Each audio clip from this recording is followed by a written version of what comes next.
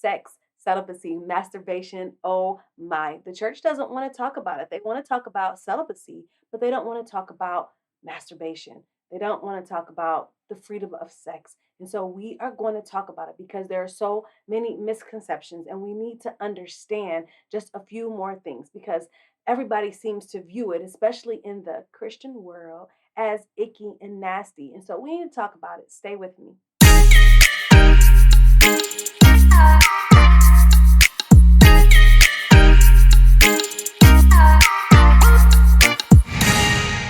I am Ariston CM. Thank you so much for joining me. Welcome to my YouTube channel. If you have not subscribed to my channel, please subscribe, turn on notifications so that you don't miss any of my videos. So today we are going to talk about three things: sex, celibacy, and masturbation. Why in the world are we talking about all of these things in one? Well, we aren't going to go too deep, but we are going to talk about it. We are going to just get a little bit of a better understanding. I know for the believers, the people who grew up in church, they always talk about sexual immorality and things like that. And they say no sex before marriage, but they don't give enough information. They don't give enough details. And oh my gosh, masturbation. They never, ever, ever talk about masturbation. So we're going to talk about it. So let's talk about sex first. Sex is natural. Sex is healthy. Okay. Now, people enjoy it. We all do. However, we need to look at it just a little bit more. Now we know that sex is for pleasure, but more importantly, it's for creation, well, procreating. And so if we look at, we're not going to be all Bible-y on this because I'm just kind of mixing a little bit of the Bible experience and a little bit of biology. So in the Bible, it does talk about in the beginning, man and woman, and it talks about the union of marriage throughout the Bible. All right. And so it seems to be understood that sex is supposed to be between a man and a woman within the confines of marriage. Okay. And so we see so many scriptures throughout the Bible that talks about sexual immorality, sinful desires, and things like that. So we have to start to look at that stuff and we have to define what that looks like. Okay. I was looking, I thought I had a scripture about the beginning, and I don't. I don't have it. So we're talking about sex. So we understood that as sex being inside of a union. And let's talk about the reason why. One of the reasons why is because sex is something that's very intimate. You are taking your clothes off. Okay. You are becoming intimate with another person. You are inviting them into yourself. That's a very intimate act. Okay. And that's not something you would just do with your next door neighbor or somebody you just know and you just feel like getting naked with them. You're not going to do it, right? The reason why is because it's intimate, all right? And you're opening yourself out. You are joining yourself, as the Bible say, and the two shall become one. You are joining yourself with another human being. And that is something that is so sacred. Now, those of you who have had sex, you know what that feels like. You know what that joining, that connection, and what takes place when you have it. It's like a oneness. All right. And so that's not something that you just want to do with any and everybody. And this is the problem. This is the problem. Now, I was talking to somebody and I got into this huge, it wasn't an argument, but this debate, because some people, I guess the new age thinking is, you can have sex with whoever you want to. Virginity is just whatever, it's not real. Da, da, da, da, da. So you are free to do whatever you want to do with your body. But just think about it. You get into a relationship with somebody. You I guess feeling them, you maybe having some in love with them, and you guys begin to have sex.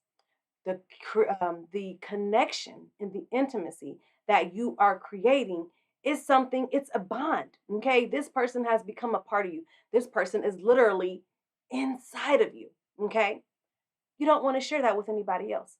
But guess what? Something don't work out. You guys break up. Okay, fine. I did it. Whatever. So then you get to the next relationship. Same thing happened.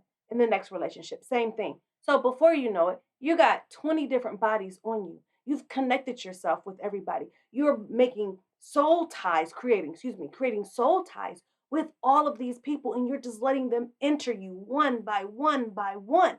Now, it's not your fault if a relationship ends or things like that, because things happen. Okay. I've been married.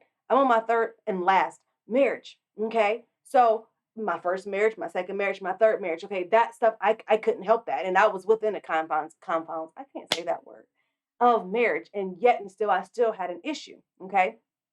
But if you are not married, that's just not something you want to share with everybody, which brings up the topic of celibacy. There is a reason why the church wants to hammer celibacy in it, because they know, according to the Bible, that when you unite yourself with somebody in that manner, that you are creating a connection, that you are allowing that person to become one with you. And so they want to caution you, because the emotions that are tied into sex really does damage when you're no longer together. So the church says if you are celibate and you wait until God gives you a husband, then you can make that connection and it's going to be a good bond, and you don't have to worry about giving yourself to anybody else or anything else happening. And you can have that love and that intimacy all within your marriage. So that is the reason for celibacy. Okay. Now, there are a lot of other reasons to abstain from sex. Maybe you are not a church person, and maybe you just really feel like you shouldn't just be getting down with everybody. Personally, I don't feel like you should just be getting down with everybody, because, again, you're taking your clothes off, you're allowing another person to enter your body. If you're a woman, the guys, we maybe use some different terminology, but you're allowing people to enter your body. And why would you want to create all those connections with all those people? Okay, look at the damage that you're doing to yourself. You are creating all of this and you end up hurt, especially for a woman. A man, it may be a tad bit different, but as a woman, we have to let our guards down to even perform those kinds of stuff. Most women, some of them don't even mind, but we're letting our guards down to perform those things. And then look, if something happens, now it's causing damage. We gave you everything, every part of us, and now you've left. And what do we have left? Okay, we have a low self esteem. We feel unwanted. We feel unloved. We feel, some of us may feel nasty. We have all these feelings associated with having sex outside of a marriage, just a regular relationship that we don't even know if it's going to last. Okay, I was just talking to a person the other day, and this young lady, she's 20, and she stayed a virgin up until 20, and she wasn't sure if she wanted to practice the whole celibacy thing until marriage, or just be celibate, um, just because. So hold on for 1 second. That my dog is making some noise. So back to my story. So she's 20 years old, and she was like, well, I'm celibate. I don't know if I'm waiting for a meaningful connection or if I'm waiting for marriage. So I just kept, it's one of the girls I mentored. So I just kept on encouraging her, and I'm saying, well, the way you are, you're not cut out for one night stands and just the friends with benefit and all that kind of stuff. So you need to wait. So, long story short, this girl called me the other day and she was like, I've been talking to a guy for the last 3 months and I'm really feeling him and I like him. And I say, well, what's up with the sex thing? And she said, well, I'm going to try my best, but I really, really love him and I really, really care. And like I told you before, I'm not sure if I want to wait till I get married or if I just want to wait till I find a meaningful person. So I went down and I talked to her about the same things I'm talking to you guys about creating that attachment and that connection, and with that being your first love, and you're giving them access not only to your body but to your heart. And a long story short, she called me, like I said, this was the other day, so maybe like 2 weeks ago. She called me the other day. Her and a young guy decided that they wanted to have sex. She talked about how loved and how she felt, and it was nice, and she know that she made the right decision and things like that. Well, guess what, guys? A week later, guess where he's at? It's over with. It's over with. So you sat there and you waited 20 years holding your body for something special, something that you thought was going to last, and dang, look what happened. He gone. And now you done lost your virginity. And where is he at? 4 months. You waited 20 years to throw it all away in 4 months. That's not cool. This young lady is messed up. She hurting, she crying, she don't know what to do. I won't say I told you so because that would be just awful and rude. Okay. But I just talked to her through it. And I said, well, you didn't want to take my word for it. So now you had to see for yourself. I told her, don't feel bad because it is nothing to feel bad and ashamed about. If you do it, you've done it, it's over with. All right. It's nothing to feel bad about, but it's something to not repeat. It's a lesson to be learned. Okay. So we have that scenario. And then we have the whole celibacy thing. And what is celibacy? Celibacy is abstaining from sexual relations. I am taking it a step further and I'm saying anything that looks like it. Okay. Because if think about it, if you're celibate and you think that you can do everything but have sex, it's you might as well have sex to me. I'm just saying. Because if you playing and you doing oral sex and you doing all of that stuff, I mean, like for real, like that's not celibacy. The purpose of celibacy is to withhold those emotions, your body until the right time, until for me, marriage. Okay. Now, did I do that? Oh, with my third marriage, I got it right. Woo! I don't have no problem being transparent. So, it's just a better connection when you do it the right way and you don't have to worry, I guess, about nothing happening. Okay. And so the problem with that is we say we're celibate, and I have practiced celibacy in between my marriages and stuff, sometime it worked, sometime it worked. Okay. But when you get so close, like you're not abstaining because you're still entertaining it, you're still doing it. Okay. And then that leads us to a little bit more things. Now, one of the scriptures in the Bible says, dear friends, I urge you as foreigners and exiles. Foreigners and exiles, it don't mean that you're really a foreigner. It means that you have changed who you are. You are a new creation and you're living in a world who is different from you. So that's why they say foreigners and exiles. To abstain from sinful desires which wage war against your soul. So when we have that sinful desire, when we're trying to be celibate and we're doing everything but it's because we have that desire, okay? And that desire is in battle. It's in battle, which is why you're able to let your guard down and do everything but because it's a war, it's a battle. Okay. Now, the problem with that is now you opened yourself up to sexual things, sexual thoughts, that touch that you like, that good feeling. Okay. So now we talk about that because you don't want to awaken stuff, all right? And if you're practicing celibacy, I think that almost everything needs to be off limits. I know people, a girl who did not even kiss until she got married. And when they hugged, I think she hugged with her body, like, you kind of like get that hug with your body out. She did something like that, okay, because she did not even want to wake up anything. Now, biologically, every something is going to get woke up, period. If you're in a relationship with somebody and you're feeling that person and you loving that person, something is going to get woke up, I promise you. However, you can cool it down by setting healthy boundaries. Okay, and we'll talk about that last. Okay, now, so that's the whole thing with celibacy. I hope I'm making smooth transitions. I'm just touching on the stuff. I'm not digging in too deep. Okay, if you guys want me to dig in a little bit deeper, I can. You have to leave it in the comments. Hello. So, now we want to talk about masturbation because it goes hand in hand with celibacy. Because some people say, okay, I'm celibate. I'm not even entertaining sexual things. But if I get that feeling, I'm going to take care of it. Now, let me tell you what the problem with that is. Once you start, it's going to be hard to stop. Just think about it. If you're celibate, you've never had sex, and now you're down there touching and playing and thinking, it's going to take you down a road that you don't want to be in because, first of all, it's going to wake something up in you. Second, you're going to like it. Third, it's going to grow. The scripture clearly says it right here. Okay. I'm going to read a better one. James 1:14 and 15 says, but each person is tempted when they are dragged away by their own evil desire and enticed. You know what that feels like to be enticed. Then, after desire has conceived, it gives birth to sin. And when sin is full grown, it gives birth to death. Oh my gosh, you done been drug away by the desires that burns within you. So that's why it should all be a no-go, because it's going to cause you a problem. Now, some people don't have habits. Some people can do it and that be it. Some people can do it, like it, and keep on doing it. So what happens when that's not enough? Now you get into more things.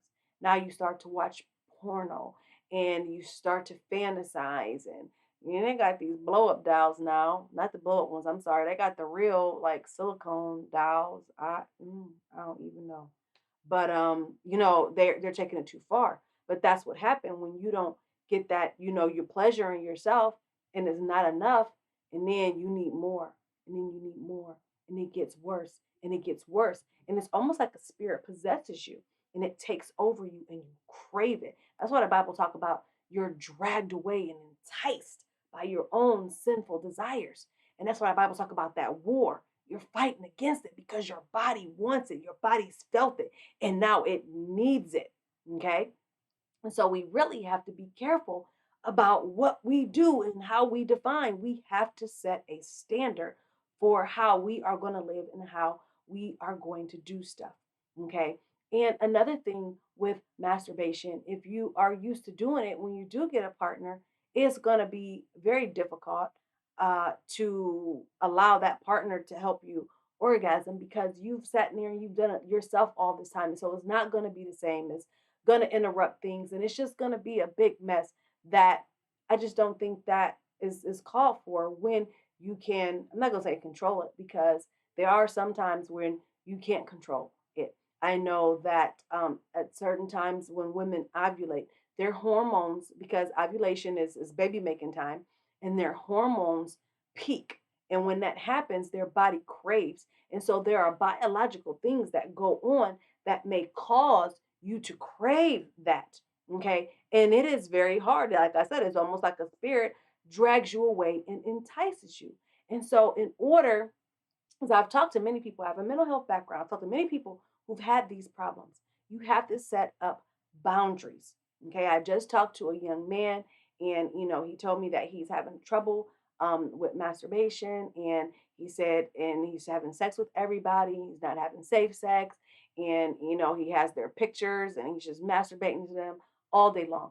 He has an addiction. It's become a problem because it's gotten down in his soul. It's put a pattern in his brain, and his body is remembering that pattern, and it wants it.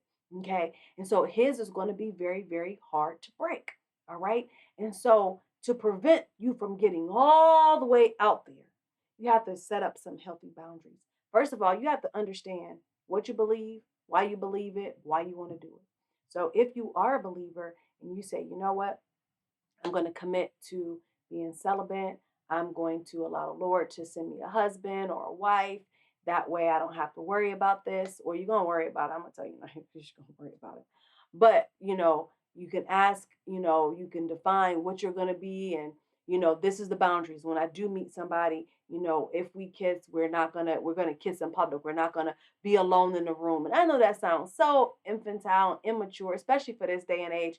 But guys, we have to put some morale back in this world. And the more people that is agreeing and going along with it, they going like this. But we got to bring it back in. We got to bring it on back in, because it's nothing wrong, a believer or not. It's nothing wrong with good moral conduct. It's nothing wrong with wanting to preserve your body, wanting to have respect for yourself. It has nothing to do with the Bible, but it should be something, a goal that every person has. Okay. So setting boundaries, um, understanding who you are and what you do and why you're doing it.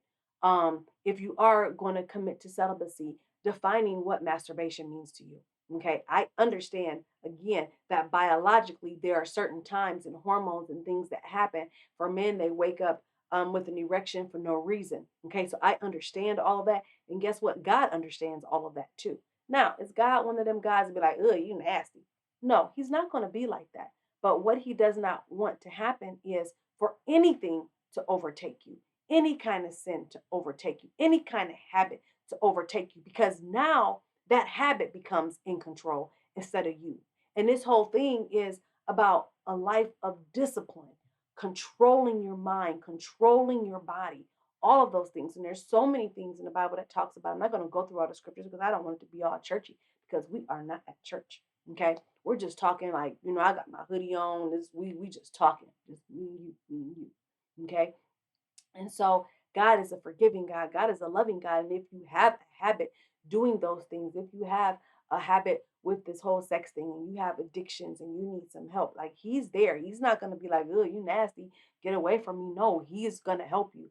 And if you mess up, he's still going to help you. He's going to always be there. Now, because God is full of grace and full of mercy, do that mean you just keep on doing it? No, it means that you do the best you can and you strive towards excellence. You try to work on the issues that you have. And if you have a problem with sex, with being celibate or masturbation, you ask him to help you with it.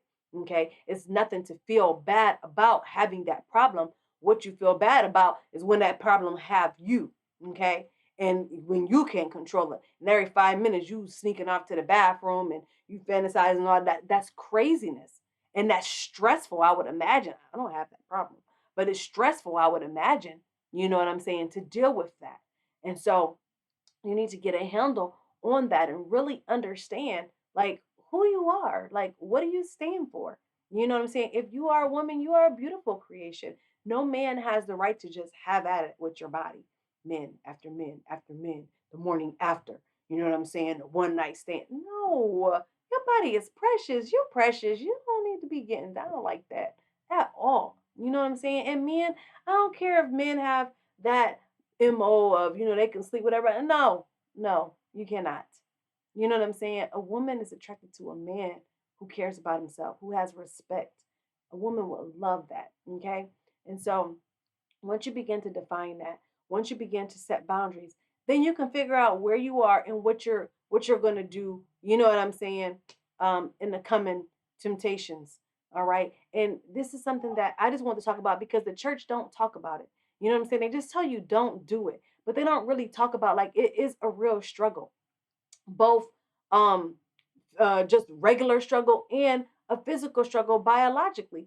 Our makeup is that's what we are supposed to do. So we are going to automatically crave that. When we come in contact with the person that we're feeling, our bodies are going to automatically respond. We can't shut that down. Okay. That's not something that we can control because that is how who made us? That is how God made us. So he made us to enjoy these things and to have these feelings and stuff like that. Of course, he met them for a certain situation, which is in fact marriage.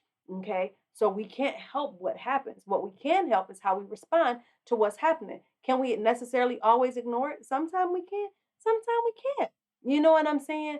And while that is the goal to get good at mastering yourself, mastering your mind, mastering your emotions, it takes work, it takes time. And for some, you can't do it alone. You need help. And so I just want to encourage you that if you are dealing with that stuff, first of all, don't feel like super, super bad about it. Okay. I know that the church would just like kill me for talking how I talk, but I'm not at church right now. So, don't feel super bad about it because I know what the Bible says about who God is and how like he's a patient God, he's a forgiving God, and he knows that we deal with all these things. And he knows that we are not perfect, like we were like made in sin. We got his spirit, his image when we made in sin. Okay. He knows those things. So it's nothing for you to feel gross about and just feel ashamed, but it's something for you to try to tackle and handle. If that is a problem for you, then you need to set up boundaries. If celibacy is something that you're practicing, but you believe that you can do everything, but you might want to rethink that because you've awoken everything. You know what I'm saying? And you don't want to have any slip ups or anything like that, especially if you are truly trying to wait for marriage, because all of those emotions, all of those touches, all of those kisses, you want to be able to enjoy them with your spouse because guess what? That is going to make your sex so powerful. It's going to create a connection out of this world. Just think about it. If you are not open to anything and then you open yourself to your spouse, oh my gosh, you guys collide, it is going to be fireworks. You hear me? You going to get down. And that's how it's supposed to be. Not to let somebody use and abuse your body because everybody don't know what to do with your body and it's sacred and it's just not something that everybody should get to sample.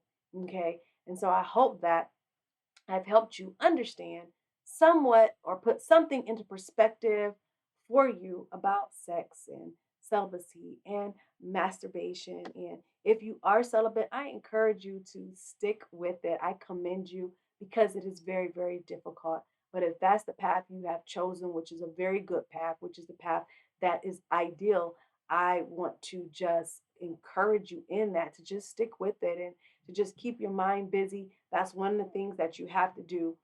Keep your mind busy. That way you're not craving that stuff. I'm not going to say you're not going to crave it because it's going to come there, but you don't have to succumb to that. Okay. So I encourage you. And if you are already having sex and maybe you say, well, dang, I should have a little bit more respect for myself. I shouldn't just be letting any and everybody in my body. It's never too late to clean it up and change. You know what I'm saying? You just ask for forgiveness, ask God to help you, and then you just make a commitment to setting a higher standard. Maybe if you have to work your way up. Now, I know people would kill me for saying this, but you have to work your way up, especially if you are a person that is used to having sex and you have multiple sex partners. Maybe you will start off something small. Maybe you will only have, if you've been having multiple partners, maybe you will drop down to one.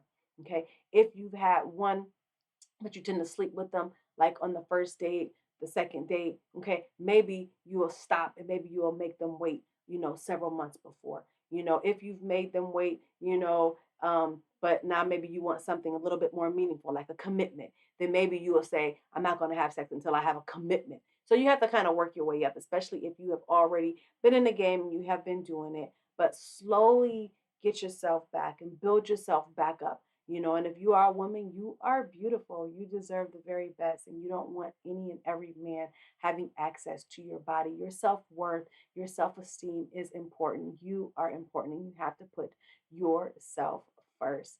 And so I'm talking mostly to women because, guys, you guys watch my channel, but I'm talking mostly to women because I'm a woman and I can talk from a woman's perspective, not so much a man. So I hope that you all have learned something. If you have any questions or you want me to talk about a certain topic, just make sure you leave it in the comments below. Thank you so much for your support. Thank you for rocking with